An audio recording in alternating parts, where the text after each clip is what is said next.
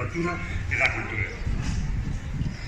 E, sobre todo, é unha responsabilidade facelo nesta cidade tras a imposibilidade de poder realizado o pasado ano por mor da COVID-19 que tantas cousas nos roubou, polo que entendemos que é unha briga moral ir recuperando a presenza do libro nas nosas rúas e nas nosas vidas.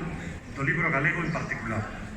Como deixou dito en numerosas ocasións Marcos de Alcárcel, Ourense creceu e inmortalizouse nas páxinas escritas por Álvarez de Novoa ou Pérez Placer, Manuel Luis Acuña, Pura Edora Vázquez ou Vicente Risco. Sen esquecer as páxinas dedicadas á Bella Aura por Eduardo Blanco Amor, o Orea de Arturo Lezcano, ou a reivindicación de Carlos Casares fixo de Ourense como territorio de ficción. Todas as voces citadas e moitas máis hoxe construen un patrimonio literario feito con palabras con difícil semellanza na historia.